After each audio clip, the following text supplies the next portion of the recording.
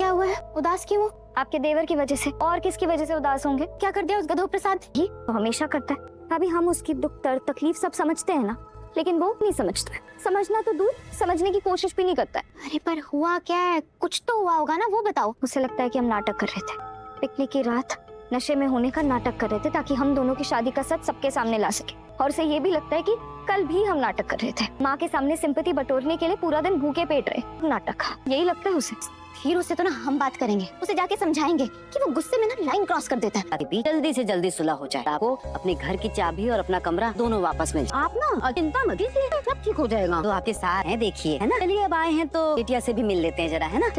एक बात पूछा आप दोनों से, सच सच बताओगे? ये मोगरा और उसकी अम्मा आप दोनों को बिल्कुल पसंद नहीं है ना? बहुत पसंद है। पकड़ लिया झूठ और हमसे।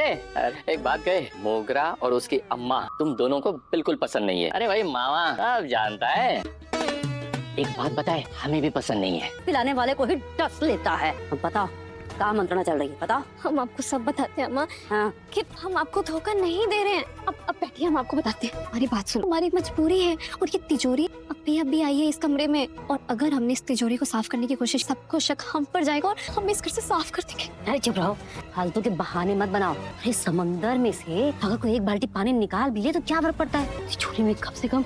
आज महादेव एंड सन्स के एपिसोड में इतना ड्रामा हुआ कि घर के हर रिश्ते पर सवाल खड़े हो गए। और सबसे बड़ा सवाल ये है कि क्या मोगरा सच में मासूम है या सबको अपने जाल में फंसा रही है। एपिसोड की शुरुआत होती है विद्या से, जो घर में हुई सारी परेशानियों का जिम्मेदार रज्जी को मान लेती है। हालांकि वो नर्मदा और रज्जी का शुक्रिया भी करती है क्योंकि उन्होंने महादेव को छोड़कर उनका साथ दिया, लेकिन साथ ही साफ कह देती है कि महादेव पर उसका पूरा भरोसा है और वो किसी के खिलाफ भड़कने वाली नहीं है। तभी मोगरा मौके का फायदा उठाती है और बातों ही बातों में विद्या को नर्मदा और रज्जी के खिलाफ करने की कोशिश करने लगती है।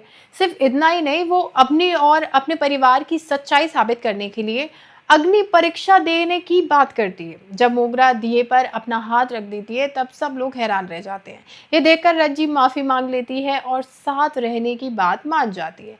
मोगरा भी दिखावा करती है कि वो सबके साथ प्यार से रहना चाहती है, लेकिन रज्जी यही नहीं रुकती। वो कहती है कि अगर साथ रहना है तो भरोसा भी होना चाहिए। और फिर वो ऐसा दाव खेलती है कि मोगरा देखती रह जाती है। सिर्फ मोगरा ही नहीं, आशीष और धीरज के भी होश उड़ जाते हैं। रज्जी शादी के खर्च का सच पूछ लेती है। विद्या को कुछ समझ ही नहीं आता, जबकि मोगरा और आशीष घबरा जाते हैं। तभी धीरज रज्जी को कमरे में ले जाता है और उसे हंगामा ना करने की बात कहता है। वहीं कमरे में रज्जी अपना दर्द बयान करती है। वो कहती है कि विद्या ने उसे मजबूरी में शादी करवाई और अब सच सामने आ गया तो तब ने उसका साथ ही छोड़ दिया।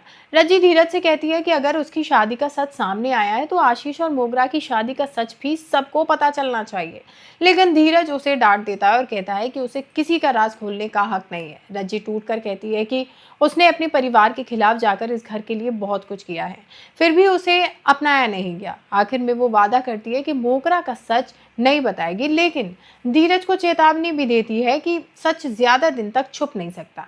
तभी नर्मदा कमरे में आती है और धीरज को याद दिलाती है कि आशीष ने सबके सामने मोगरा का साथ दिया था। वो कहती है कि मोगरा को रोकना अब उसकी और रज्जी की जिम्मेदारी है। फिर नर्मदा अपने और रज्जी के गहने वापस मांग लेती है जो लोन चुकाने के लिए दिए गए थे।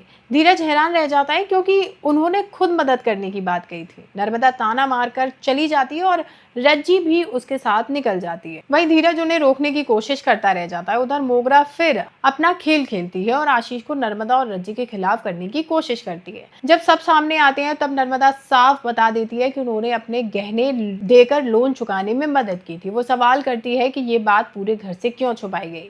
फिर वो अपने गहने वापस मांग लेती है। आशीष और मोगरा के चेहरे का तो रंग ही उड़ जाता है। धीरज बीच बचाव करने की कोशिश करता है और 2 दिन का वक्त मांग लेता है, जिसे नर्मदा भी मान जाती है। दोनों भाइयों के जाने के बाद नर्मदा और रज्जी मोगरा को ताना मारकर वहां से चली जाती हैं। बाद में नर्मदा रज्जी को समझाती है कि उसे धीरज के साथ अपना रिश्ता ठीक करने की कोशिश करनी चाहिए क्योंकि धीरज एक अच्छा लड़का है। अब आप बताइए, क्या मोगरा सच में मासूम है या सबको अपने हिसाब से चला रही है? क्या धीरज कभी पूरा सच महादेव के सामने लाएगा? और क्या रज्जी और धीरज के रिश्ते में कोई नया मोड़ आएगा? अपनी राय कमेंट करके ज़रूर बताएं। वीडियो पसंद आई हो तो लाइक शेयर करना बिल्कुल ना भूलें।